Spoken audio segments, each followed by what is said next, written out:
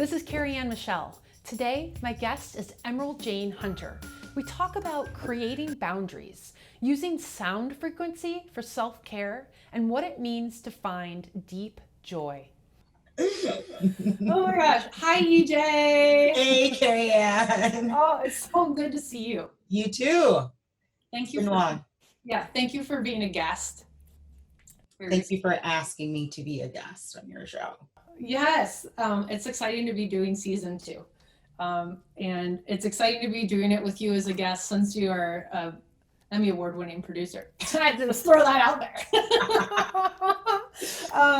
So I always like to start by just sharing with the audience how we know each other and a little bit about you. So today my guest is Emerald Jane Hunter, and she is an Emmy Award-winning producer. 4-time Emmy Award-winning producer, by the way, and the ringleader of myWHY agency here in Chicago, where I am too. And as a president of myWHY, she works with entrepreneurially minded, I got that down, entrepreneurially minded brands. And she helps provide integrated marketing campaigns and storytelling services. And she does that through this amazing lens of this background of being a producer and telling stories in this way that's incredibly compelling. And EJ and I go back. We went to Luther College together, so alumni friends, and have reconnected over the years since we've both been living in Chicago. And then more recently, in the last couple of years, I've had the honor to get to work with EJ and collaborate through the brand strategy work I do. And we've had some clients together, and it's just been a really fun full circle. Yeah. And EJ, one of the things that I think is special about you too is that you bring a unique perspective to the work you do. You are from Ghana originally. Yeah. And when we met at Luther, you were fresh to the States from another part of the world. Yeah. Yeah. So yeah, I'm so excited to have you here. And I think as we're getting started, before we jump in and really talk about self-care today, I'd love to know a little bit more from your perspective about, myWHY agency and what really drives you, gets you excited about that work that you do. Right. So thank you for that lovely introduction. Very kind of you. So myWHY agency has been around since 2016, and it's really been a work of love and a passion project of mine. And what really fuels me and keeps me going is winning for my clients. So I work with, like you said, entrepreneurial minded brands, but really in that purpose-driven brand. So brands that are focused on better for you brands. So products are better for you, better for the environment. They care about people and planet over profit. And it's in that organic and natural food industry. So I've grown to love and have an appreciation for food that's better for you, less sugar, less carbs, all the vegan, gluten-free and all that stuff, which I know you live a very clean lifestyle in terms of eating as well.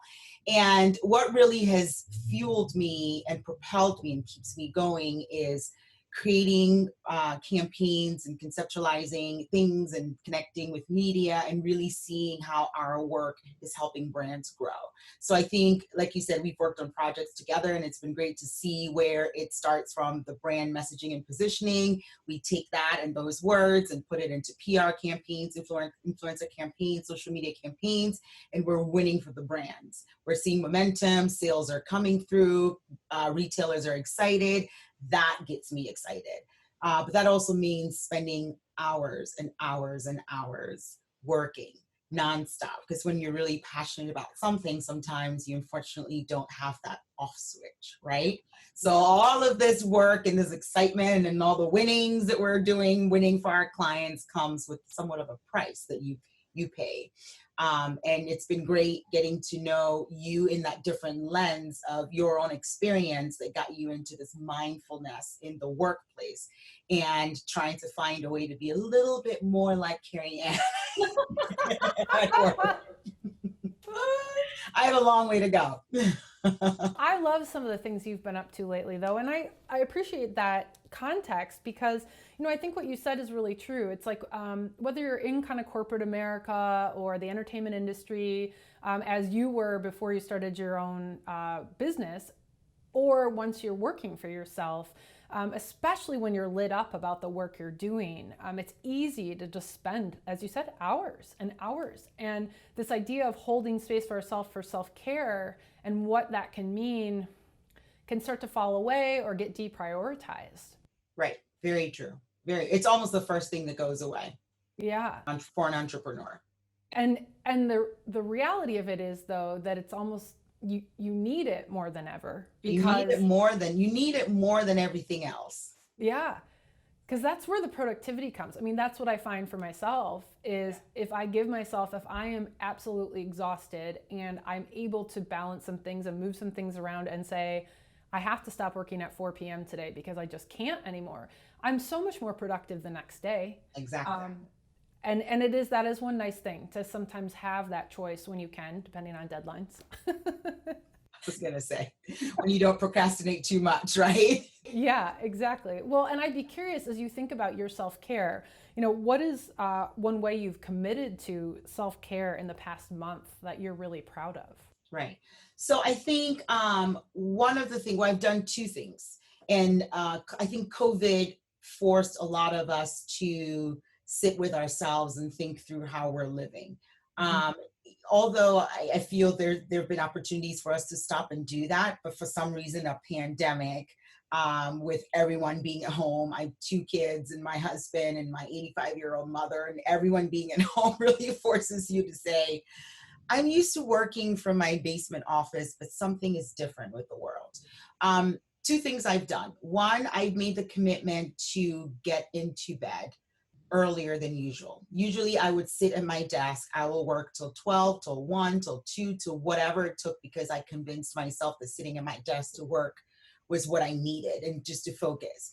But what I realized was, with a workaholic mentality, feeding the habit doesn't make it better, right? So forcing myself to have a cutoff and say by 9 p.m. every night, no matter what, whether I'm tired or not, go into the bedroom.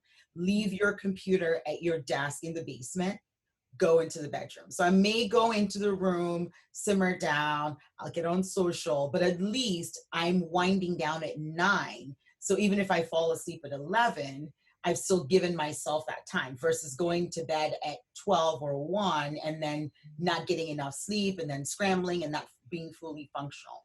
The other commitment that I made to myself with COVID, when COVID first hit, it felt like work was more hectic than ever because everybody woke up and there was no commute time, and it was 7 o'clock or 8 o'clock and it was on.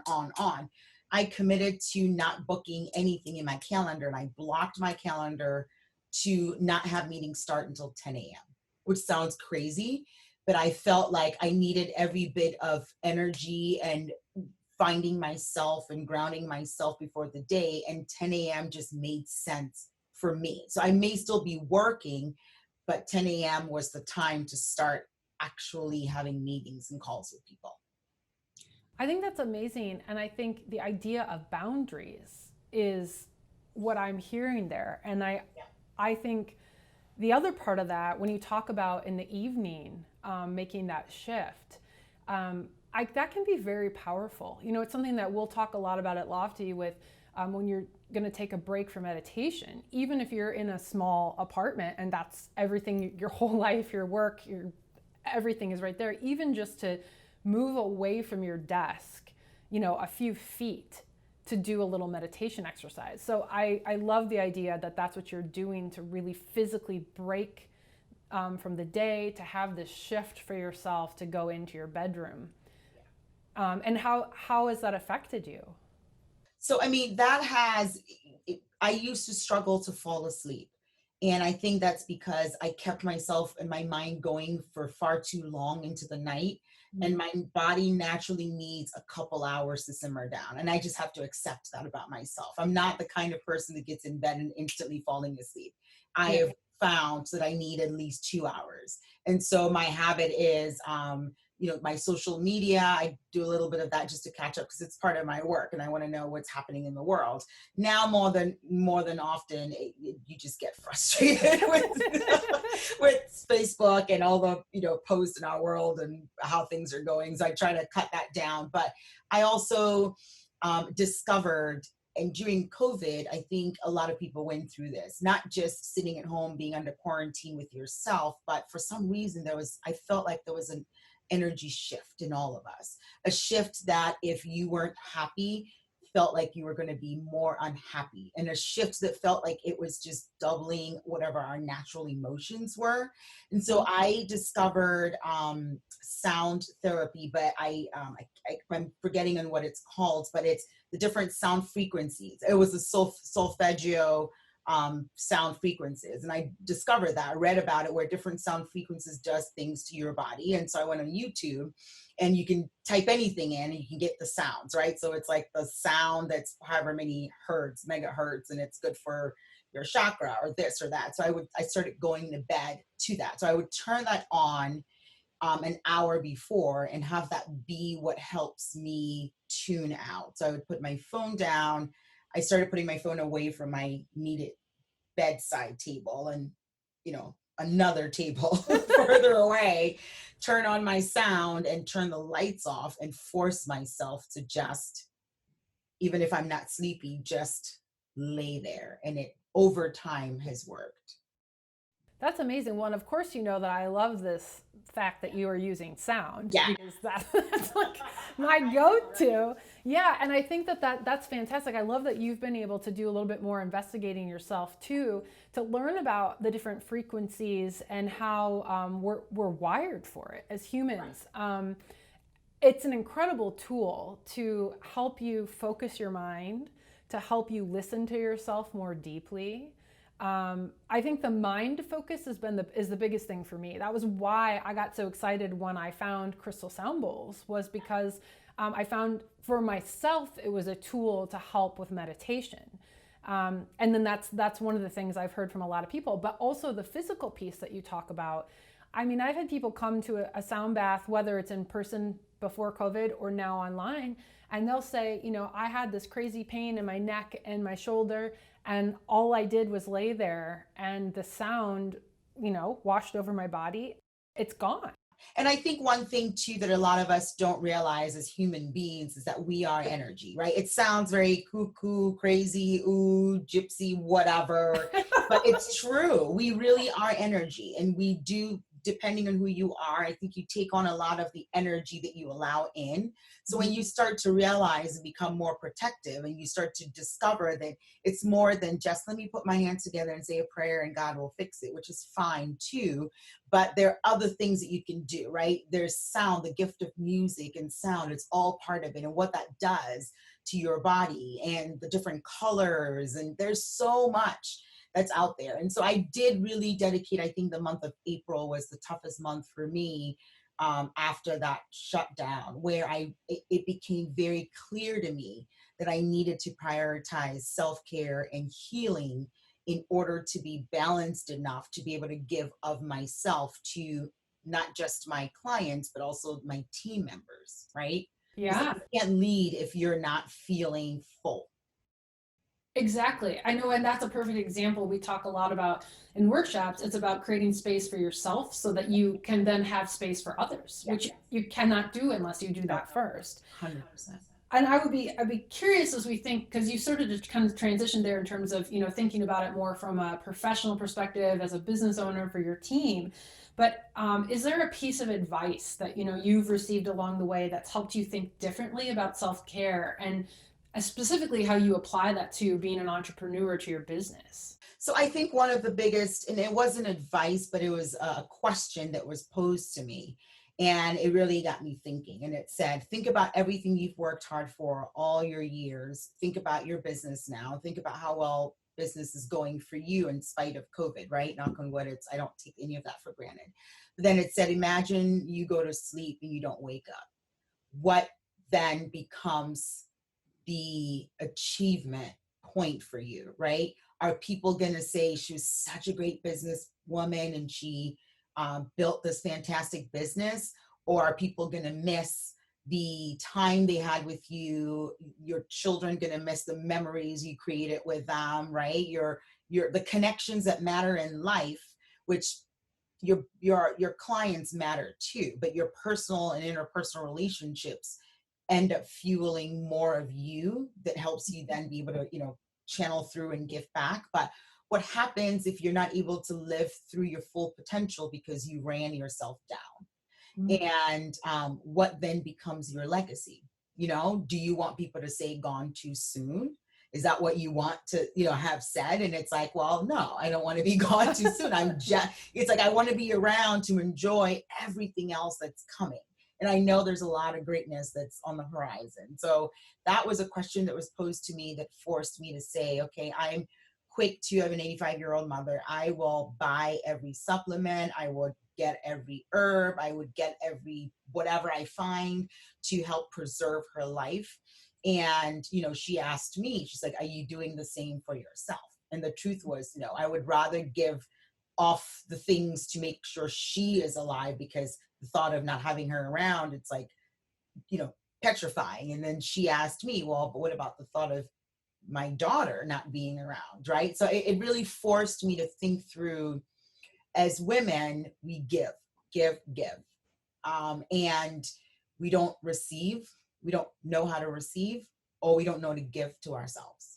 So that was an important question that really forced me to think about, the things that are important to me. So it's, something as simple as I take ashwagandha just because it's good for your mood and energy and stress. And I make sure I take my vitamins and I take my vitamin D outside of COVID. But it's like, why don't we fill ourselves? If you're not getting what you need from your food all the time, why don't we supplement in the ways you need to make sure that at least your body can handle whatever you give it, right? Back to sound therapy and all of that, sound baths and meditation and all of that, like all of that counts. Yeah, I agree completely. And I mean, that's a really powerful question, especially now. I mean, especially, now in this time we're in where there is still a pandemic and there still is this very scary situation where you or someone in your life could get this, and that could be a changer. And so to be able to really think about that, and to think about it now too, and even though we're somewhat limited in some capacities because we still can't maybe travel the places we want to, or as I think even about self-care, one of the things that always helps me is I love dancing, and so there's a dance class I go and take, and it is not the same doing it at home. I love it, and I still gain a lot from it, but it's a different perspective.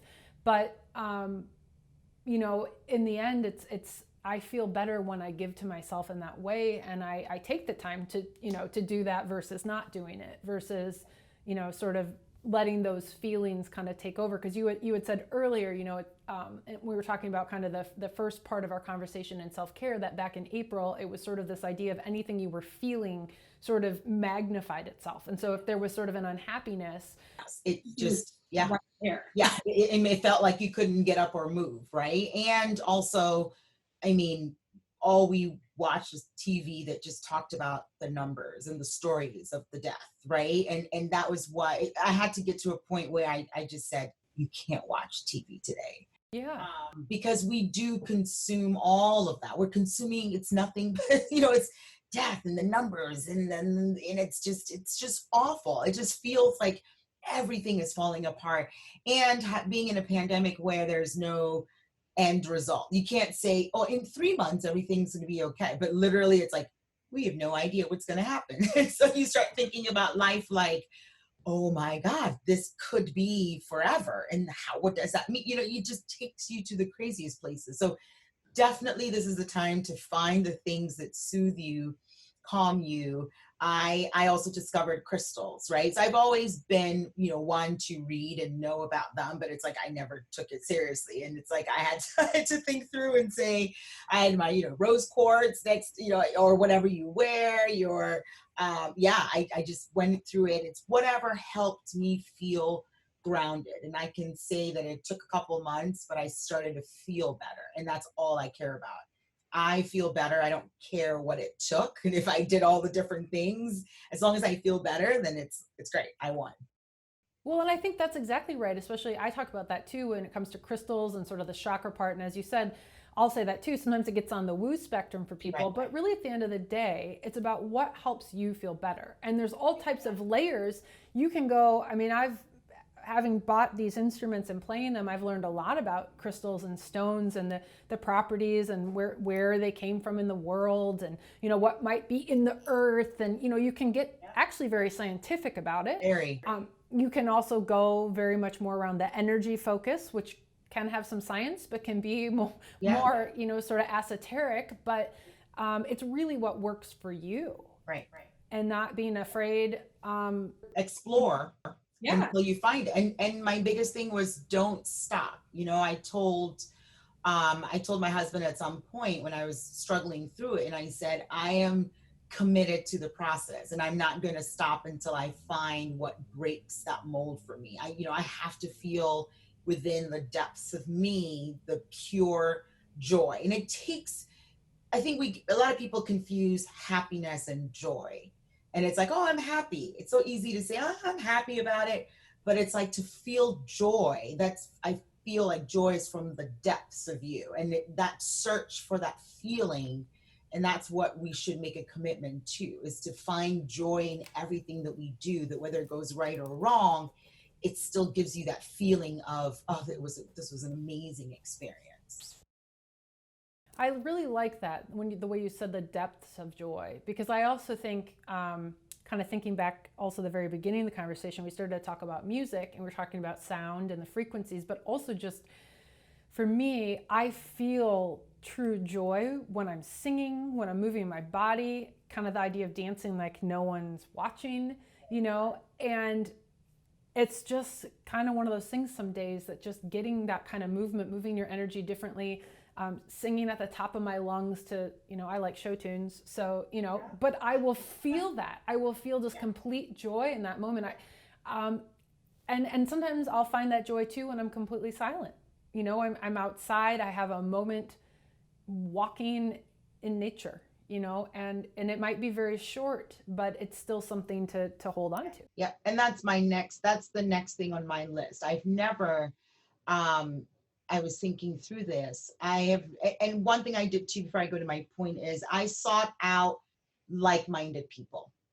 So I met strangers that had gone through this process of healing, and I connected with them over email or phone so they could share how they pulled through to help encourage me, right? Because you cannot be isolated in your self-care process thinking, I'm just going to do it myself and maybe I'm going to be okay. It's better when you do it with other people. So I was able to tune in with others. And what another question that someone asked was, have you ever sat with yourself or gone away and done something just to you? I've never done that. One, it made me think about this. It's like, I've always been in a relationship. Because I met my husband at Luther. I think we started dating when I was like 20 or 21. And we've been together however many years it's been. So I've never been alone. I've never escaped alone or done many activities alone. I've never gone to the movies alone. I will travel alone for work, but that's for work, right? So one thing that's on my list I've been looking for is I'm looking to go away this month before school, whatever shape or form, starts for kids, to take 2 or 3 days alone. To go somewhere. And I'm literally like, I'm finding cabins in the wood or like repurposed containers into homes. I'm trying to find that where it's like, I'm going to be out here. I'm not going to care about my phone or my laptop. And I'm going to, for the first time in my life, sit alone and allow myself to feel everything and think through everything and just like release everything. So when I come back, I can be fully ready to tackle the rest of the year, right? Because fall season starts and it's a whole campaign season and, Halloween and all the stuff. So I am excited for that. I've been looking for the last month at Airbnbs to find the right place that's just like a hammock, woods. I don't care where people are. I just want to shut off. I think that's fantastic. The idea of a self-retreat is something that never done. It feels selfish. And I think that's the biggest thing with when you have a family. And that's one thing I've had to tell myself, is it's okay for me to say, I really need to get away from everybody. Yeah. And it's okay. But society has it positioned so you feel guilty, and my husband went on an RV trip. I couldn't go with the kids, but the idea was to rent an RV, headed out west, and I had him do it with the kids.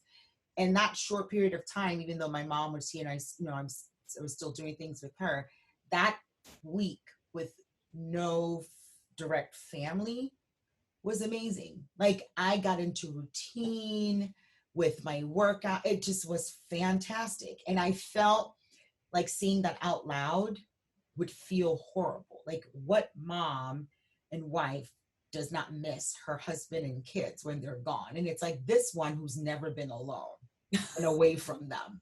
But I had to tell myself that it's okay to say it and not care if anybody who hears it is like, what's wrong with you? It's like, no, I need a break from my husband and I need a break from my kids. And that's okay. And that was great, So I'm looking to do that where I'm the one that now goes away so I can fully have my time. And I think if society can pick that up and learn, and if anyone's watching our conversation and interview as a woman, no matter what your situation is, you don't have to be married or in a relationship. You don't have to have kids. None of that really matters. You have to just think about yourself and time alone, away from all the noise, especially if you live in a city like Chicago. There's noise all the time, literally and like metaphorically, and there's too much activity in the city. Sometimes it's just good to say, I'm tapping out and I will tap back in. No apologies.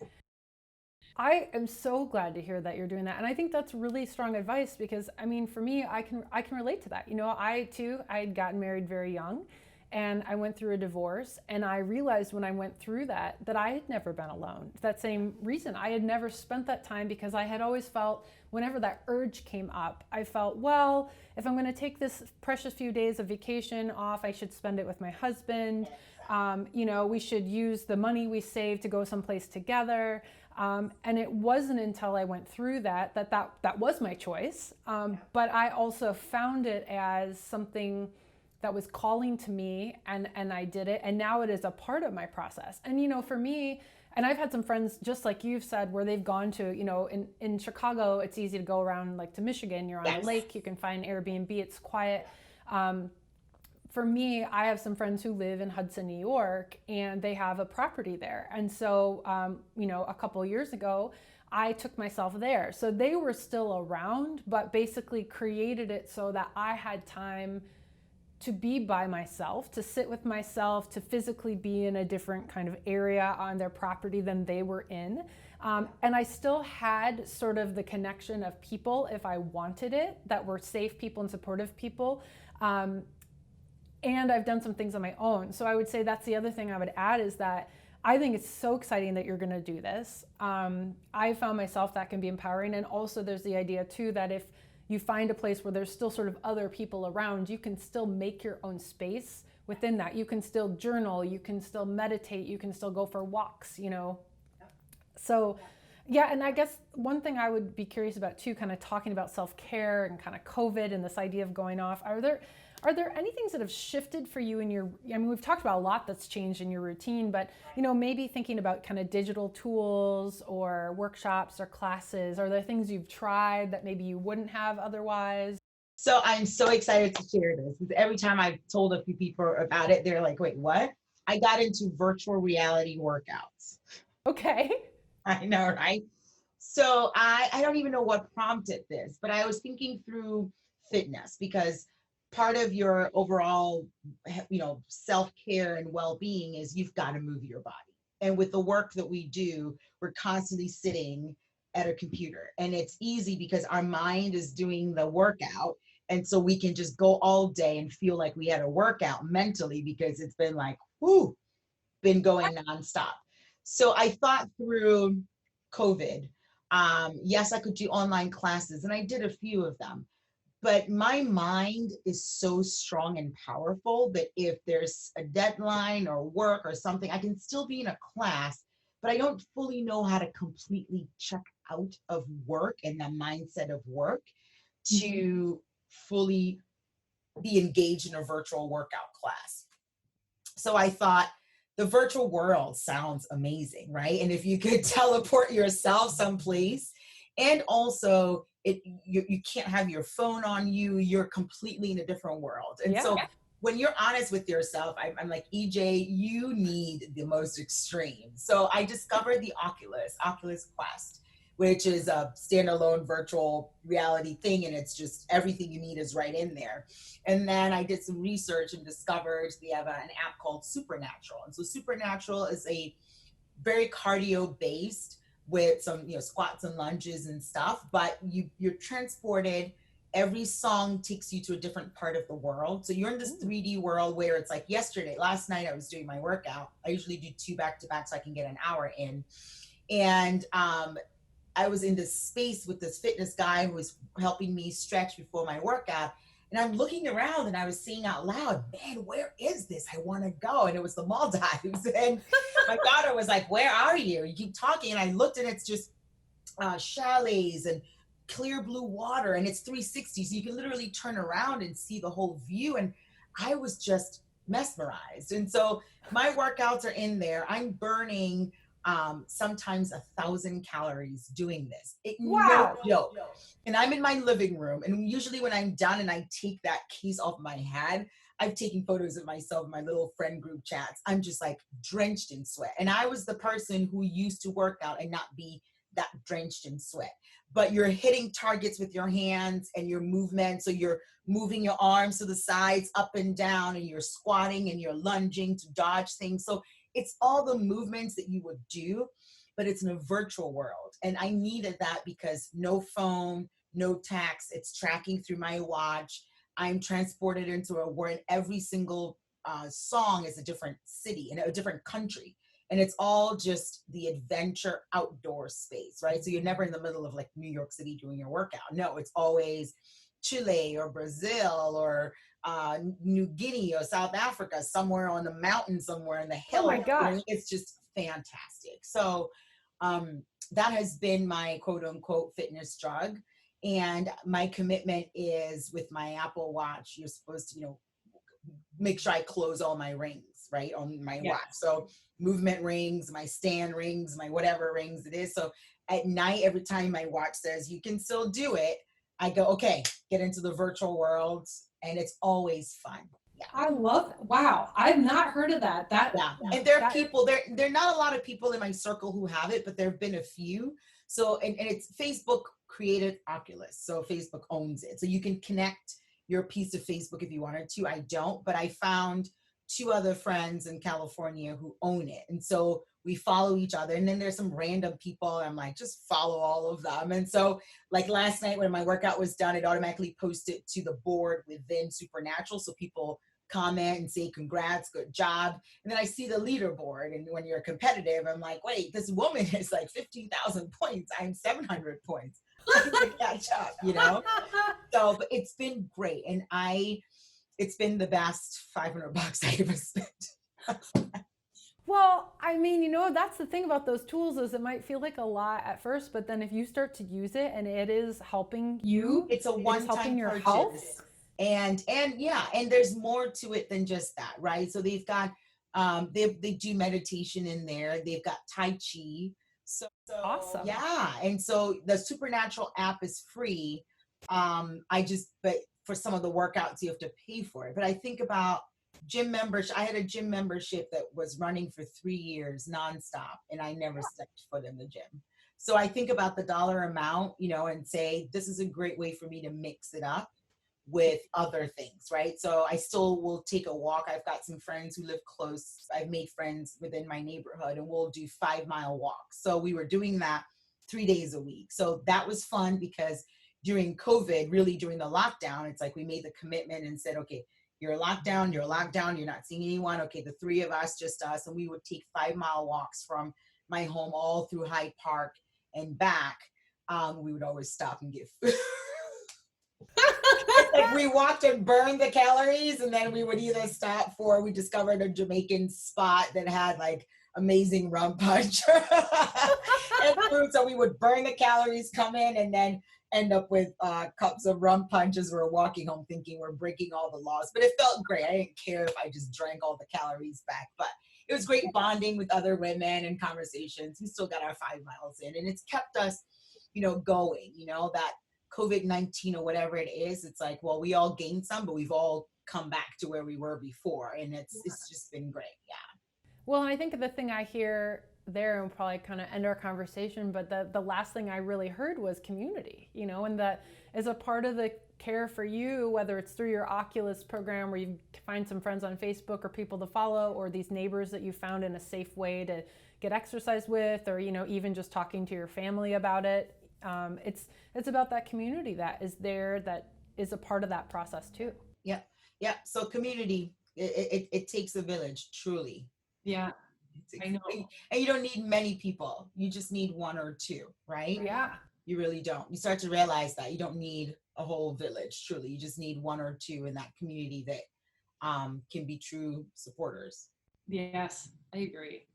This has been awesome. Yeah, we always have great conversations. I know. We just finally got to record it. Exactly. Right? Yes. Well, thank you for joining me Of today. course. This was amazing. And I know I'll talk to you again very soon. Again, in like 45 minutes or something like that. But thanks, EJ. Thank you.